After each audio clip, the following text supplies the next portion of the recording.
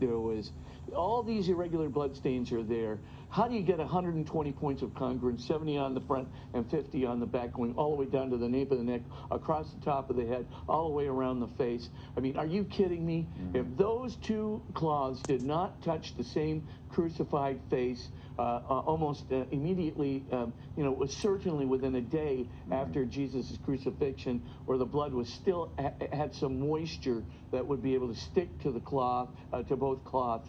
There's just no possible way of getting that congruence. Those two cloths touch the same face.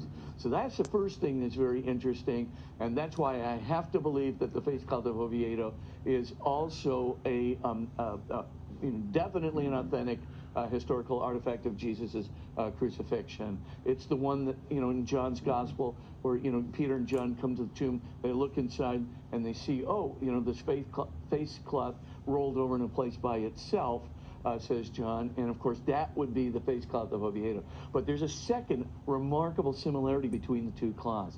Remember I think it was a couple of weeks ago anyway, when I was talking about the pollen grains on the Shroud of Turin. And remember I said, you know, the 700-year dating could not possibly be correct on the Shroud of Turin. You know, that 700-year carbon dating is way off, because if the Shroud were only in Turin, if the Shroud were only 700 years old, it could have only been in Liry, France, and Turin. We have an absolute provenance for the Shroud at 700 years in between Liry, France, and Turin, Italy. So you'd only have pollen grains from those areas. But that is not the case. Right. The case is the vast majority of pollen grains, 3/4 of them, are from where? Jerusalem and northern Judea. That's really interesting. And not only do you have the vast majority of pollen grains from that area, 4 of them are completely unique, and 13 of them are indigenous to that region. Are you kidding me? The medieval forger was very assiduous and ingenious indeed, found all of these unique pollen grains, and then planted them on the Shroud, you know, before it was taken off to Turin, Italy, where it was monitored. I don't think so. So if that's the case, how is it that 3/4 of the pollen grains come from that region? It had to spend a very long time in that region of northern Judea and Jerusalem, and not only that, part of that time in the open air. So that's the first thing. The second thing is, and you can trace the journey of the Shroud. You can see then the next proliferation of pollen grains on the Shroud comes from Edessa, Turkey. And then the third most numerous comes from Constantinople, Turkey. So you keep going and then find the least number come from Liry, France, and Turin, Italy. So I leave so it you almost with kind your of own gives you conclusions. almost like a roadmap of how it came to Turin, in the sense of its stop-offs on the way, right? That's correct, and where it stayed in that region, right. Sometimes in the open air, sometimes on display for quite some time. And then you can also see the same thing in the face cloth of Oviedo.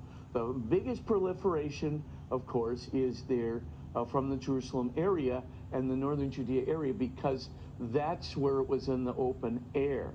Right. So, of course, the pollen grains are floating around out there. Then the second thing that to notice is that it goes to Edessa, Turkey. But then the face cloth of Oviedo takes its own tour, stopping off a little time in Greece, and then it goes to Oviedo, Spain. And we have an absolute provenance of that cloth from 616 onward.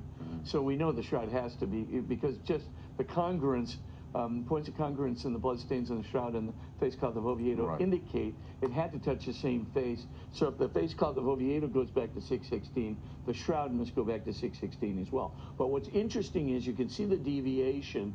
The face cloth then goes off to Greece. Probably they're trying to avoid maybe some kind of Islamic thing between 616 and 700. It then goes finally into the hands of Isidore of Seville, and then it's placed in that cathedral in Oviedo, Spain, and it's not removed again. So there's where it stays. Its provenance is very secure there. And you compare it today, I mean, I have to believe that face cloth is definitely the face cloth that was used to transport Jesus from the cross over to the tomb. And that just brings me to one other thing. I don't know about Montpellier, but you know that that image that was painted by Eugene Kazanowski, you know, the Polish painter who did the second kind of painting, but this is the one that was very accurate indeed, of Saint Faustina Kowalska. You know, she had the Divine Mercy, you know, seeing Jesus Christ, Divine Mercy, and you know, Jesus asked her to have a painter do the Divine Mercy image. Well, she actually kind of, I think, maybe drove Eugene Kazanowski to the brink, but she had 10 different painting sessions with corrections upon corrections upon corrections.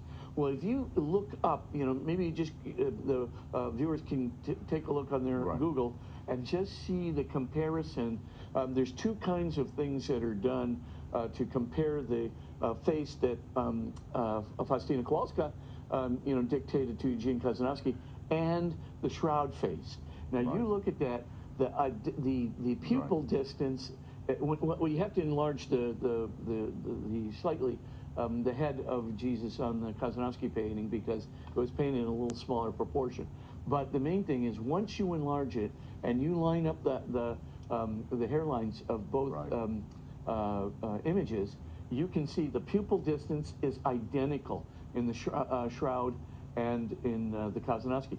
You can also see the size of the nose and the shape of the nose is the same. You can also see that the size of the beard and the mustache and the cut of the beard and mustache are the same. You can see that the length of the hair and the hairstyle, the lie of the hair on the side is the same. I'm not kidding you. And the shape of the lips, etc., are the same. Yeah, I mean, it's just like, holy mackerel. Like you said, you can see it, and our friends, obviously, in Stockbridge have indicated that and promoted that fact, too. In the closing 10 minutes, I just wanted